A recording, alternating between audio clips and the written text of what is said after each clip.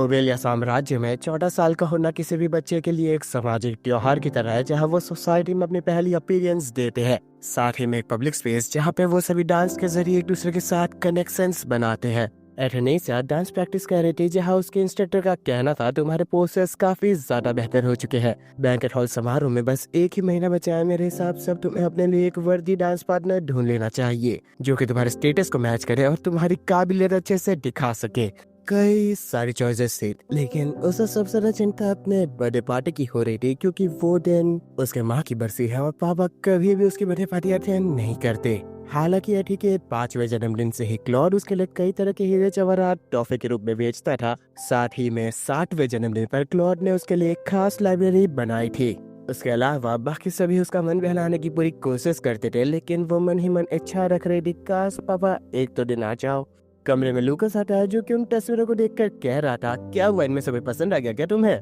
लेकिन उसका चिढ़ा हुआ चेहरा देखने के बाद वो कहता है, क्या हुआ, इनमें से कोई भी तुम्हारे स्टैंडर्ड्स पे खड़ा नहीं उठ रहा? क्या बात है, जैकल की बराबर लगता है कोई नहीं कर पाया अब तक। उससे नाराज होकर एठी दूर चली जाती है और लूकस से कह रही थी, आखिरकार तुम्हें समझ में क्यों नहीं आता? मैं सोच रही थी कि हाँ जानता हूँ तुम चाहती हो तुम्हारे बर्थडे पार्टी में पापा भी शामिल हो, लेकिन इसमें परेशानी क्या है? जाओ और उनसे कह दो ना। हर साल बस तुम यही तो कहती रहती हो, आखिर क्या परेशानी उनसे ये बात करने में? लूकस की बातों ने उसे और ज्यादा मायूस कर दिया था और वो उससे कह रहे थे, तुम यहाँ से चले जाओ, मुझे अकेला छोड़ो। बाद में वो अपने पापा से मिलने जाती है, जहाँ क्लॉड उससे पूछ रहा था, क्या तुमने अपना डांस पार्टनर चुन लिया? वो काफी ज्यादा जरूरी है तुम्हारी रेपुटेशन के लिए। अगर कोई भी परेशानी हो तो मुझे कह देना, मैं तुम्हारे लिए एक अच्छा सा पार्टनर ढूंढ के निकालूंगा। एठी का कहना था, पापा इसकी कोई जरूरत नहीं, मैं संभाल लूंगी। हालांकि लूकस की बातों ने उसके अंदर उम्मीद जगा दी थी और वो अपने पापा से पूछ रही है, क्या आप मेरे लिए एक चीज कर सकते हो? क्लॉड तुरंत ही कहता है, हाँ कुछ भी क्यों ना हो मैं कर लूंगा। पापा, इस बार का जन्मदिन मैं आपके साथ सेलिब्रेट करना चाहती हूँ। एथेनेसिया की इस मांग ने क्लॉड को उलझन में डाल दिया था, पर वो उससे कहता है, क्या तुम इसके अलावा कुछ और चाहती हो? मेरे लिए ये करना मुश्किल है। एठी मना कर अपने पापा को इन सभी बातों को भूलने के लिए कह दिया। साथ ही उनकी इजाजत लेकर वो यहाँ से जा रही थी, लेकिन फेलिक्स उसे छोड़ने के लिए आता है। क्या मेरी मांग कुछ ज्यादा ही खुदगर्ज थी? पर उसका कहना था, मेरे हिसाब से सब कुछ सही था, आखिरकार आप उनकी बेटी हो। देखा जाए तो आपके बर्थडे के दिन क्लॉड हमेशा खुद को महल के अंदर बंद कर देते हैं। कई सालों से ऐसा ही चला आ रहा है, पर क्या पता किसी दिन आपकी इन बातों के कारण कुछ नया चमत्कार हो जाए। वैसे आपने अपने डांस पार्टनर का चुनाव कर लिया क्या? नहीं, मुझे कुछ समझ नहीं आ रहा। क्या तुम मेरे साथ डांस करोगे फेलिक्स? एठी के इस प्रस्ताव ने उसे इतना डरा दिया था कि वो क्लॉड का गुस्सैल चेहरा महसूस कर सकता था और वो उसे कहता है, मेरे हिसाब से मुझसे भी काबिल कई लोग होंगे, आप मुझे छोड़ दीजिए, नहीं तो महाराज मुझे नहीं छोड़ेंगे। शाम को लीली बाल संवारते हुए उसे प्रोत्साहन दे रही थी, आप चिंता क्यों करती है? महाराज को आपकी चिंता हर पल लगी रह रही है। स्टडी कंपेनियन के वक्त भी वो काफी ज्यादा चिंतित थे आपको लेकर। इन दिनों बच्चे अपने हम उम्र साथियों के साथ ही डांस करना पसंद करते हैं। पहले के वक्त अपनों से बड़े उम्र के लोगों के साथ भी वो डांस करते थे। शायद से महाराज डांस पार्टनर की उस कमी को अपने जरिए कम करना चाहते हैं, पर वो आपकी पसंद का भी सम्मान रखते हैं। एठी को लग रहा था शायद पापा भी उसके साथ डांस करना चाहते हैं। अगले दिन डांस की प्रैक्टिस करते वक्त लूकस अचानक से आकर एठी को डरा देता है। जहां वो गिरने वाली थी, पर लूकस उससे अपने बाहों में थाम लेता है। जादू इस्तेमाल कर लेती खुद को बचाने के लिए। हल्के मुक्कों की बारिश करते हुए वो लूकस से कह दिया, तुम बस यहाँ मेरा मजाक उड़ाने के लिए आए हो, जाओ यहाँ से। उसके घुटने में मोच आ चुकी थी, जहाँ लूकस उसे हील करते हुए कहता है, मैं तुम्हारा मजाक नहीं उड़ा रहा था, और हाँ मुझे माफ करना जो मैं तुम्हारे पापा के मामलों में बात करता हूँ। उसे पहली बार रहमदिली से बातें करता देख एठी भी हैरान थी और वो उससे कहती है, मैं तुम्हें माफ कर सकती हूँ अगर तुम मेरे साथ डांस की प्रैक्टिस करोगे। लूकस हैरान था, लेकिन वो उसे रिप्लाई देता, मैं ओबेलिया का महान जादूगर आपका डांस पार्टनर बनता हूँ।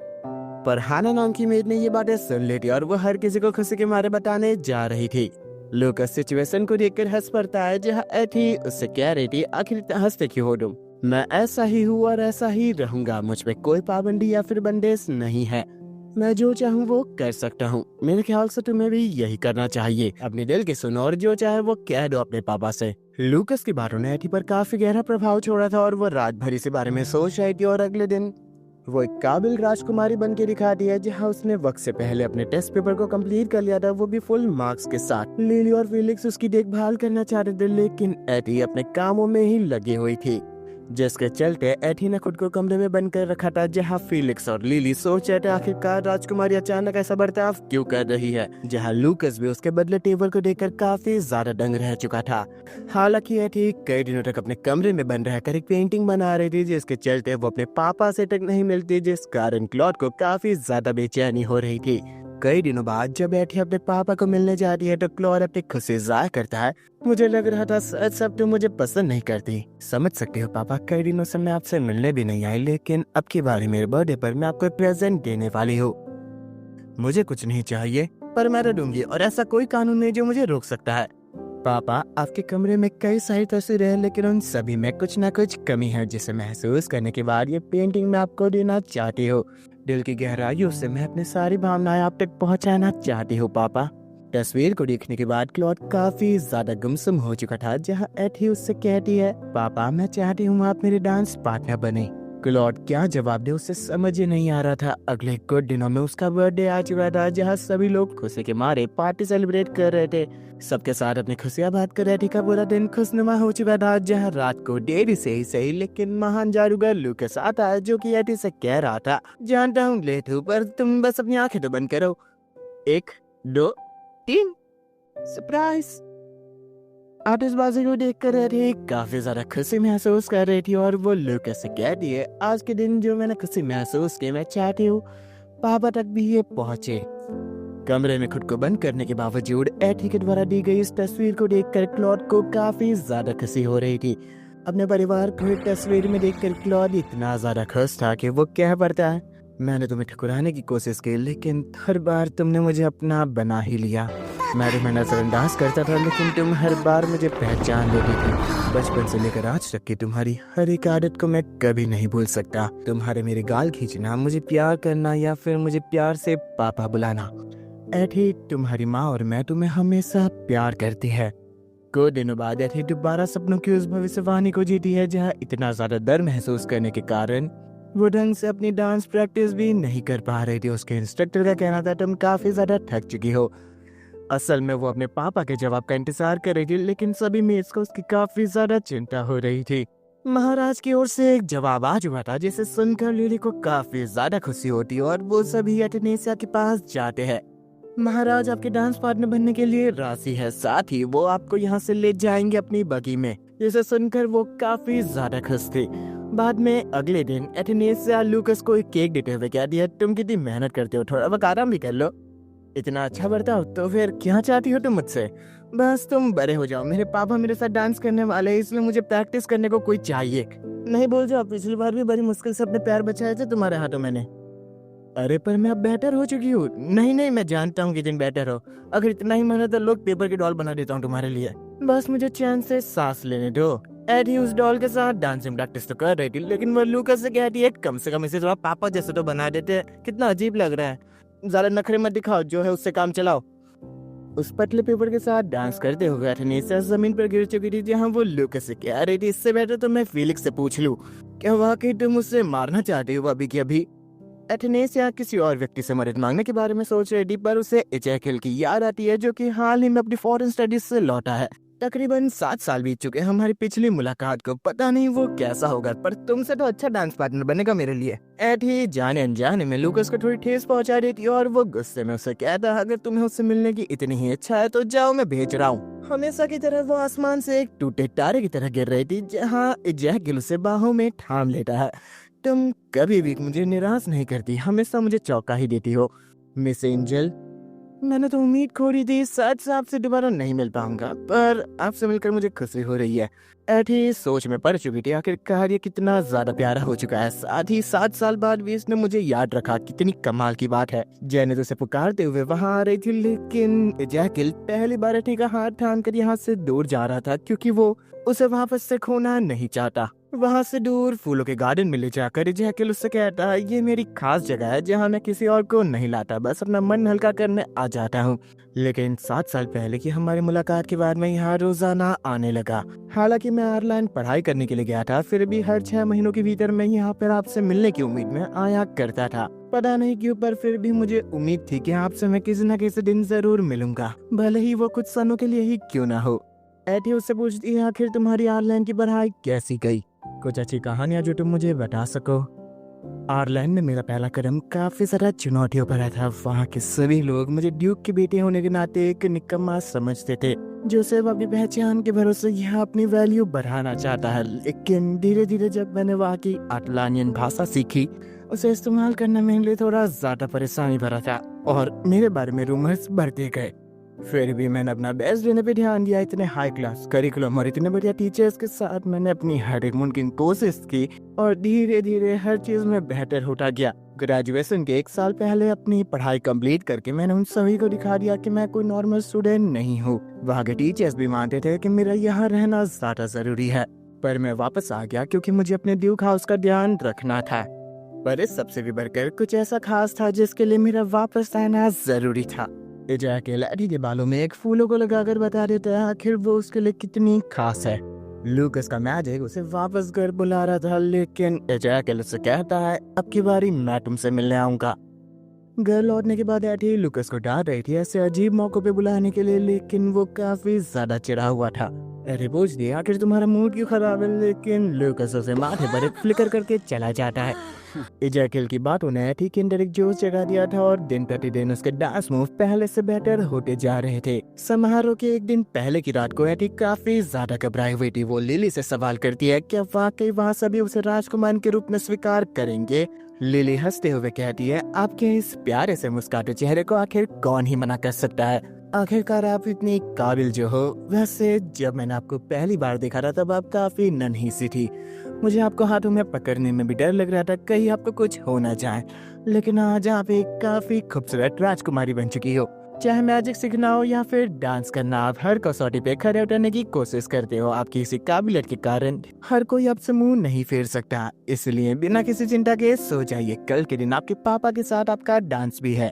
चिंताओं का सागर एटी को खाया जा रहा था और वो मन ही मन सोच रही थी क्या मैं वाकई कल के दिन वो बेटी बन पाऊंगी जिस पर पापा गर्व कर सके। इंतजार की घड़ी खत्म होती है। कल के दिन सभी सेविका मिलकर एटी को तैयार करने में जुट चुकी थी बैंकेट हॉल के लिए। नहाने से लेकर कौन से कपड़े पहनेगी, कौन से गहने होंगे या फिर कौन सा मेकअप करा जाएगा, वो हर एक चीज का ध्यान रख रही थी जिससे एटी घबरा जाती है। कुछ वक्त बाद एमरल्ड पैलेस के बाहर क्लॉड एटी को लेने आ चुका था, जहां वो बिल्कुल फूलों के लिबास में तैयार होकर आई थी, जिसे देखकर वो कहता है तुम वाकई काफी खूबसूरत लग रही हो। उसने अपने पापा को भी पहली बार राजाओं वाले कपड़े में देखा था। वो दोनों साथ में बैंकेट हॉल के लिए निकलते हैं, जहां एटी काफी ज्यादा घबराई हुई थी, जिसे जानने के बाद क्लॉड कहता है क्या तुम घबरा रही हो जिसने बचपन में मेरे गाल खींचे थे राजा के। पापा ऐसा कब हुआ था?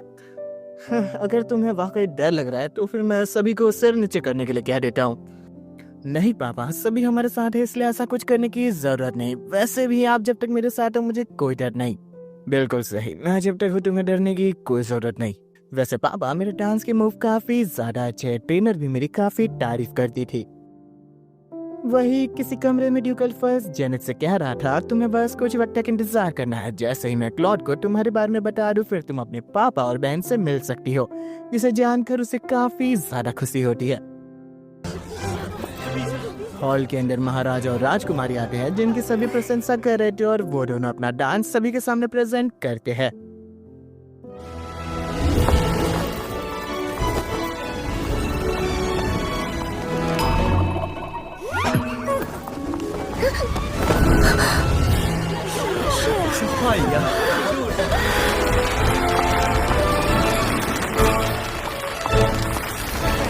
उन दोनों के खूबसूरत डांस के खत्म होने के बाद सभी तालियों की गड़गड़ाहट से उनकी प्रशंसा कर रहे थे। वही क्लॉड एटी से कहता है क्या इन्हीं डांस मूव की तुम बातें कर रही थी?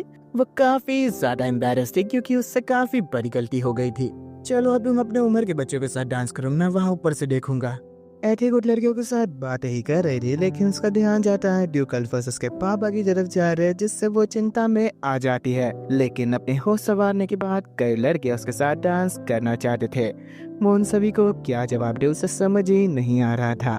लेकिन एजैकल बीच में आकर कहता है माफ करना, लेकिन राजकुमारी के संग मेरे डांस की पहले ही बात हो चुकी है।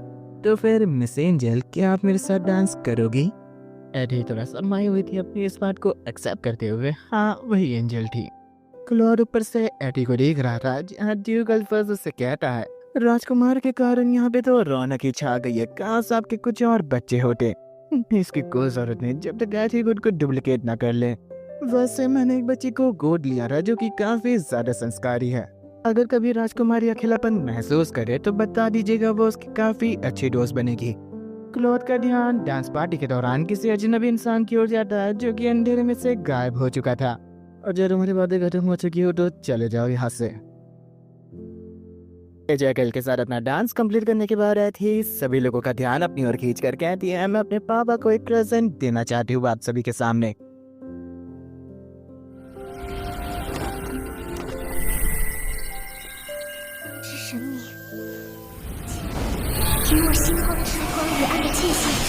अपने मैजिक के साथ वो एक डांस परफॉर्मेंस देती है जिसके बाद पूरा हॉल एक खूबसूरत तारे से ढक चुका था, जहाँ महारानी डायना एक फूल के अंदर से आती है जिसने हर किसी का ध्यान खींच लिया था, जो कि क्लॉड के सामने अपना हाथ रखती है। एथी पियानो पे बैठे उन दोनों की पसंदीदा धुन बजाती है, जहाँ वो उन सभी के सामने एक डांस परफॉर्मेंस देते हैं।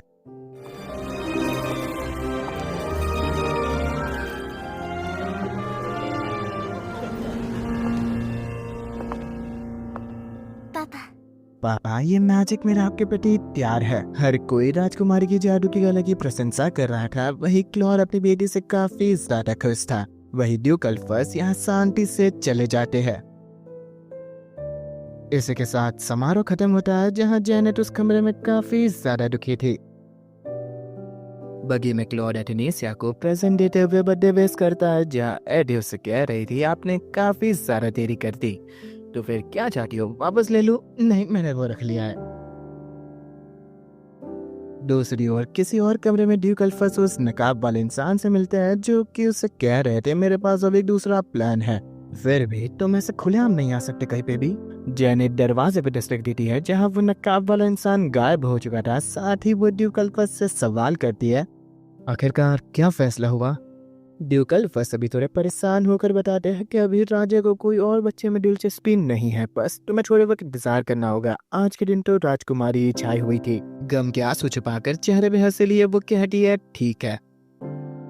घर आने के बाद वो अपने पापा के दिए प्रेजेंट के उस लेटर को पढ़ दी है जिसमें लिखा था, एथेनेसिया, तुम्हारी अनंत खुशियों के लिए मेरी शुभकामनाएं। समारोह खत्म हो चुका था, फिर भी एथेनेसिया चिंता करना नहीं छोड़ पाती। वो कुछ पल बालकनी में चांद को निहारते हुए अपने गम दूर करने की कोशिश कर रही थी, लेकिन वहाँ लूकस आकर कहता है, क्या हुआ, तुम्हारी आंखों में आंसू तो नहीं दिख रहे, तो फिर इतनी उदास क्यों हो? तुमने बैंकेट हॉल में कोई गड़बड़ की है ना? नहीं तो फिर क्या तुमने डांस करते हुए किसी और के पाँव पे पाँव रख दिया? वो अपनी गलतियाँ छुपाती नहीं, जिसके चलते लूकस हंसते हुए कहता है, तुम ऐसे की ऐसे ही रहोगी, कितनों के पाँव कुचलोगी? एथी अपना गुस्सा दबाने की कोशिश कर रही थी और वो लूकस से कहती है, तुम हद से ज्यादा आगे बढ़ चुके हो, लेकिन वो बार बार हंसना चाह रहा था। अचानक से उसके दिल में दर्द होता है और वो जमीन पे गिरने वाली थी, पर लूकस उसे थामते हुए कहता है, तुम्हारा शरीर काफी सारा कमजोर है। भावनाओं के इस अनंत सागर के चलते तुम अपने अंदर की मैजिक कंट्रोल फ्लो को नहीं संभाल पा रही। साफ शब्दों में तुम्हें कल से ज्यादा ट्रेनिंग करनी होगी, बस अभी के लिए आराम करो, मैं यहीं पर हूँ। एडी सोचे दी शायद से लूकस को मेरी चिंता है, इसलिए वो आधी रात को मुझसे मिलने आया। पता नहीं ऐसा ही करता रहा तो कब तक मैं अपनी सारी मैजिक एनर्जी हासिल कर पाऊंगा। न जाने मेरे बिना ये लड़की क्या करेगी। छोड़ो, अभी के लिए इसे चैन की नींद सोना जरूरी है। अगले दिन एथी को कई सारे नोबल्स ने अपनी पार्टीज में इनवाइट किया था। लिली उससे कह दिया, कोई जोर जबरदस्ती नहीं है, तुम अपने हिसाब से फैसला ले सकती हो। पर वो काफी ज्यादा चिंता कर रही थी कि मैं आज से पहले कभी महल के बाहर नहीं गई, तो फिर ये सही होगा। जिन सवालों का जवाब पाने वो अपने पापा के पास जाती है, जो कि उससे कह रहे थे, भूल जाओ, कहीं जाने की जरूरत नहीं। क्लॉड को अपनी बेटी की चिंता हो रही थी। उसे अच्छे से याद है समारोह के दौरान कितने सारे लड़के उसके पीछे पड़ चुके थे, लेकिन बाहरी दुनिया में तो कई सारे चोर है जो उसकी बेटी चुरा सकते हैं। एथेनेसिया को लग रहा था शायद से उसके पापा का मूड खराब है, जिसे अच्छा करने के लिए वो अपने पापा से कहती है, ये कितना अच्छा नजारा है। साथ ही वो अपने पापा से कह रही थी, देखिए वो कमल कितना प्यारा है। क्लॉड उससे सवाल करता है, क्या वाकई तुम्हें ये प्यारा लग रहा है? एथी दोबारा कहती है, हाँ पापा। उसकी खुशी सही से महसूस करवाने के लिए क्लॉड अपने मैजिक से उसे हवा में उठाते हुए कहता है, लो देख लो इसकी खूबसूरती। लेकिन उसके लिपटने वाली जटाओं को देखकर एथी अपने पापा को पकड़ लेती है और उनसे कह रही थी, इसे दूर भगाइए। इसी कस्म में वो बोर्ड से गिर जाती है, जहाँ उसके पापा को उसे वापस बचाना पड़ता है, जो एथी के लिए उसकी जिंदगी की सबसे बड़ी गलती थी। उसके पापा ने ना ही उसे महल के बाहर जाने की इजाजत दी, पर साथ ही उसे डांटते हुए कहा, तुम अब भी बच्ची हो। बस उम्र ही बड़ी है अब तक तुम्हारी। अपना मन हल्का करने के लिए वो लिली की किचन में मदद करती है, जहाँ वो उसे बता रही थी पापा को कुछ मेरी ज्यादा ही चिंता होने लगी आजकल। वहाँ पर फीलिक्स आता है जो कि एटेसिया को अपने साथ फूलों के बगीचे में ले जाता है, जहाँ खास तौर पर एटेसिया के लिए गुलाब का बगीचा बनवाया गया था ताकि वो बड़े होने के बाद यहाँ पे टी पार्टीज ऑर्गेनाइज करवा सके और दोस्तों से मिल सके। एटी अपनी पहली टी पार्टी ऑर्गेनाइज करने के लिए काफी ज्यादा एक्साइटेड थी और वो कुछ लड़कियों को खत लिखती है, जिनमें से एक जेनेट थी। जिस न्योते को पाकर जेनेट को काफी ज्यादा खुशी होती है। महल में आने के बाद जेनेट खोजेगी थी, जहाँ वो अपने पापा से ही टकरा जाती है, जो कि उसे देखने के संगी कहते हैं, कौन हो तुम लड़की और यहाँ क्या कर रही हो? जेनेट टी पार्टी के बारे में बताकर खुद को इंट्रोड्यूस करने वाली थी, लेकिन क्लॉड उसे रोकते हुए कहता है, मुझे तुम्हारा नाम जानने में कोई दिलचस्पी नहीं। अगर मेरी बेटी की बात न होती तो मैं तुम्हें यहाँ खुलेआम घूमने तक नहीं देता। निराश होने के बावजूद वो खुद को दिलासा दे दिया है, मेरी पहचान जानने के बाद वो मुझसे नफरत नहीं कर पाएंगे। टी पार्टी पर आई सभी लड़कियां एथेनेसिया की भरपूर तारीफें कर रही थी, जहाँ जैसे ही उनका ध्यान फीलिक्स पर जाता है वो खुशी के मारे कह पड़ते हैं, फीलिक्स रूफ एक जाबाज योद्धा है जिसने ओबेलिया को ब्लैक मैजिक से बचाने के लिए महाराज क्लॉड की काफी ज्यादा मदद की है। युद्ध भूमि में करे गए इनके असामान्य कामों को देखते हुए इन्हें रेड ब्लड नाइट के नाम से सम्मानित किया गया था। एथी तो जानती ही नहीं थी फीलिक्स इतना ज्यादा मशहूर है, पर साथ ही वो इन लोगों की बातें सुनने के कारण काफी ज्यादा शर्मा रहा था। साथ ही वो एथेनेसिया के जादूगर दोस्त लूकस के बारे में बातें करते हैं, जिसकी लाल आंखें कितनी ज्यादा प्यारी है। साथ ही वो जैकल के बारे में भी बातें करते हैं, जिसके साथ उसने डांस किया था। इतने सारे सवालों को देखते हुए एथी घबराने लगी थी, पर उसे सोशलाइज होने में मदद करने के लिए जेनेट बीच में आ जाती है। वो मेरा कजन है, जिस कारण बातों का टॉपिक चेंज हो चुका था और एथी मन ही मन जेनेट को शुक्रिया कर रही थी। बाद में थोड़ी देर राहत की सांस लेने वो उन सभी से थोड़ा दूर जाती है, जहाँ वो परेशान थी क्योंकि सोशलाइज होना काफी ज्यादा मुश्किल काम होता है। लेकिन जेनेट वहाँ पर आकर उससे कह दिया, क्या आप हम सभी से बोर हो चुकी हो? नहीं, तुम सभी काफी अच्छे हो, लेकिन मैं लाइफ में पहली बार सोशलाइज हो रही हूँ, जिस कारण मुझे डर लग रहा है कि वाकई मेरे दोस्त बनना भी चाहते हैं। जेनेट उसे कह रही है, हाँ बेशक, आप प्लीज किसी दिन मेरे घर आइएगा। जेनेट की बात सुनने के बाद बाकी सभी लड़कियां कहती हैं, ऐसे चोरी छुपे तुम उसे अपने घर कैसे बुला सकती हो? वो पहले मेरे घर आएगी, मेरे नहीं मेरे। बाद में हंसी खुशी एथेनेसिया अपने कमरे में लौटी है, जहां लूकस सोफे पे सो रहा था, जिसे पास से देखने के बाद वो कहती है, हाँ ये थोड़ा हैंडसम तो है, लेकिन इसकी पर्सनैलिटी बहुत खराब है। लूकस अचानक से उठकर एथी के पास से निकल रही उस एनर्जी को अपने पास सोखते हुए वापस आराम से सो जाता है। वो गुस्से में यहाँ से चली जाती है, ये सोचते हुए लूकस को उससे बात करने में कोई भी दिलचस्पी है ही नहीं। पर असल में उसे तो एथेनेसिया की काफी ज्यादा चिंता हो रही थी, क्योंकि आज उसने महाराज के पास से ब्लैक एनर्जी के फ्लेम्स को निकलते हुए देखा था, जिस कारण उसे काफी ज्यादा परेशानी हो रही थी। आखिरकार ये साजिश रच कौन रहा है? मैजिक का स्टोर माना जाने वाले उस टावर के अंदर, या फिर कहा जाए लूकस के घर में वो नकाबी आदमी कुछ किताबें पढ़ते हुए कह रहा था, एथेनेसिया तुम्हारे लिए एक तोहफा लेकर आ रहा हूँ मैं। वही दूसरी ओर एथेनेसिया अपनी लाइब्रेरी में आकर जेनेट को रहने के लिए एक अच्छी सी नॉवल ढूंढ रही थी। वही उसका ध्यान जाता है एक लड़के के ऊपर जो कि किताब पढ़ रहा था। जैकल, तुम यहाँ क्या कर रहे हो? वो बताता, बस मैं ओबेलिया के इतिहास के बारे में थोड़ा बहुत भूल चुका था, इसलिए सोचा लाइब्रेरी में जाके पढ़ लूं, लेकिन मुझे नहीं पता था ये आपकी लाइब्रेरी है। अरे कहती है, तुम मुझसे चालाकी करने की कोशिश कर रहे हो, भूल चुके हो शायद एक राजकुमारी की लाइब्रेरी में अगर तुम ऐसे घुसपैठ करोगे तो फिर तुम्हें जेल भी हो सकती है। हम माफ करिएगा, लेकिन शायद से आपने जो किया है वो मुझसे ज्यादा संगीन है। मैंने सही कहा ना मिस एंजल? अपने कारनामे याद करने के बाद उसके पास तो शब्दों की कमी हो चुकी थी, जहाँ वो जैकल से कहती है, तुम बिल्कुल अपने पापा की तरह ही हो। माफ करना अगर मैं ऐसे बर्ताव करने लगा। आप मेरे बारे में क्या सोचती हो वो ज्यादा जरूरी है। मुझे जो सजा देना चाहे मुझे मंजूर है। ऐसे क्या बस मैं एक बार पास साहब को देख सकता हूँ? एथेनेसिया कुछ कह नहीं पाती। जैकल उसके पास आ रहा था, लेकिन लूकस पीछे से आके कहता है, बिल्कुल नहीं, मेरे सिवा यहाँ आने की इजाजत किसी को नहीं है। तुमने सीधे शब्दों में घुसपैठ की है। अच्छा, तो तुम जैसे जादूगर को यहाँ आने की इजाजत किसने दी? मैं महाराज के द्वारा नियुक्त हुआ हूँ। ये कहकर वो जैकल को बताना चाहता था कि मैं तुमसे कई गुना बेहतर एक स्टडी कंपेनियन जिसे चुना गया है, जिस कारण दोनों के बीच तनाव पैदा हो जाता और दोनों ही एक दूसरे को डेथ स्टेज दे रहे थे। जहाँ एथी उन्होंने के बीच आकर कहती है, बोला तुम मेरे होते हुए लड़ाई कैसे कर सकते हो? अपनी समझदारी दिखाते हुए जैकल कहता है, माफ करेगा, जो मेरा ऐसा बर्ताव आपको देखना पड़ा। वैसे क्या ये वही स्टडी कंपेनियन जिसे मेरे बदले चुना गया था? एथेनेसिया के हाँ कहने पर वो यहाँ से जाते हुए कहता है, आपको ये किताब जरूर से पढ़नी चाहिए। उसके जाते ही लूकस उस किताब को छीन कर एथी को चिढ़ाने लगता है, बोला कब से तुम रोमांस नॉवल पढ़ने लगी? खैर गार्डन से गुजरते समय एथी लुकस को समझाती है तुम किसी ड्यूक के बेटे से ऐसे बातें नहीं कर सकते। हाउस एल्फियस काफी सारा समृद्ध परिवार है, लेकिन लुकस का कहना था ऐसे लोगों से मैं ऐसे ही बातें करता हूँ। एथी कहती है आज सुबह तुमसे बड़ा है इसलिए चिढ़ रहे हो ना। जरा वापस से कहना तुम किसे छोटा कह रही थी, मैं तुम्हारे साथ बच्चा बन के क्या रह रहा हूँ, तुम मुझे सही में बच्चा समझ लिया। एथी डर चुकी थी, जहाँ वो उसे मारते हुए समझा रही थी जल्दी ट्रांसफॉर्म हो जाओ कोई देख लेगा। बाद में वो उसे चिल्लाते हुए समझा दिया तुम ऐसे कहीं पे भी रूप नहीं बदल सकते। अपने कमरे में लौटने के बाद एथी टी पार्टी में आई सभी लड़कियों के लिए कोई ना कोई गिफ्ट पसंद कर रही थी, पर उसे कुछ समझ नहीं आ रहा था, जिसके चलते वो लुकस से इस बारे में पूछती है। वो सीधा ही कह देता है क्या जरूरत है देने की, पर एथी उसे समझाती है अपने दोस्तों के साथ खुद से बांटना जरूरी होता है, जैसे कि तुम हो मेरे लिए उन सभी से बढ़कर। पर एडी को अपने कहे शब्द पे पछतावा हो रहा था, खामखाब ये गमन दिखाएगा। लेकिन लुकस उठकर उसके सिर पे हाथ फेरने के बाद कहता है चलो मैं तुम्हारी मदद करता हूँ कुछ टॉफे चुनने में, चलो बाजार मेरे संग। अपने टेलीपोर्टेशन मैजिक से लुकस एथेसिया को बाजार के किसी कोने में ले जाता है, जहाँ उन दोनों के कपड़े एकदम साधारण नागरिकों की तरह कर कर वो दोनों बाजार घूम रहे थे, जहाँ एथेसिया हर एक चीज को देखकर काफी ज्यादा एक्साइटेड थी।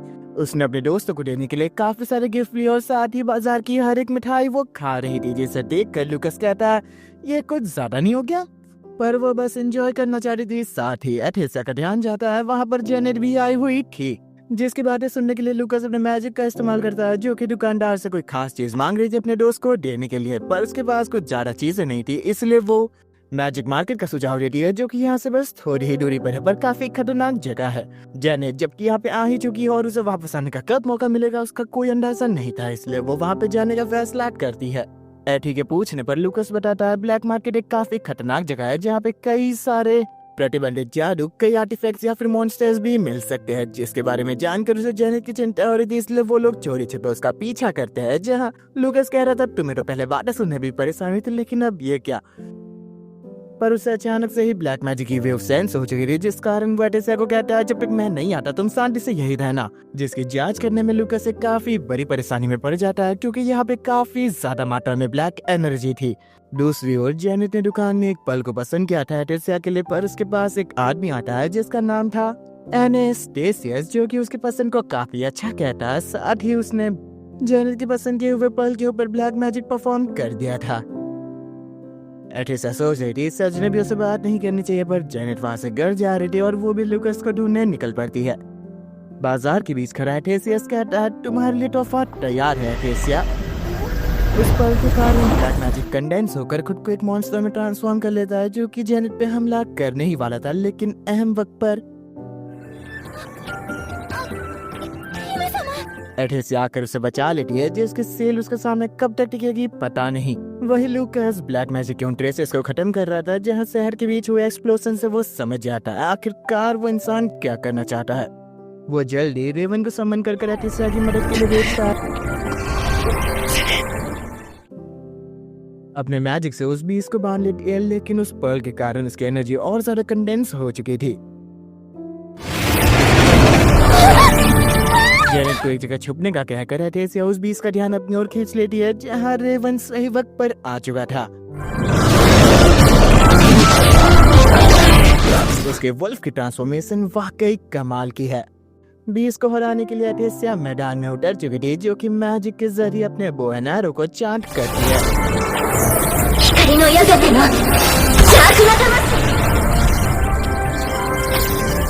साथ ही में वो पल भी टूट चुका था, जहाँ जेनेट एथेसिया को शुक्रिया कर रही थी, साथ ही पूछती है आखिर आप यहाँ क्या कर रही हो। एथेसिया उससे कहती है ये एक राज है जो तुम किसी को नहीं बता सकती, ये बस हम दोनों के बीच रहना चाहिए, जिससे उसे काफी ज्यादा खुशी होती है। वो अपना प्रेजेंट देती है जो कि टूट चुका था, जिस कारण एथेसिया कहती है तुम्हें उदास होने की कोई जरूरत नहीं, वैसे भी तुम्हारी फीलिंग्स ज्यादा जरूरी है, आखिरकार तुम मेरी दोस्त जो हो। वहाँ पर लुकस आता है, जिसे देख कर एथेसिया चिल्लाते हुए कह रही थी भला तुम मुझे अकेला छोड़ के क्यों चले गए, साथ ही देखो मैंने यहाँ कितना अच्छा काम किया है। हाँ कितनी तारीफ करोगे खुद की इतने कमजोर मॉन्स्टर को हरा कर भी।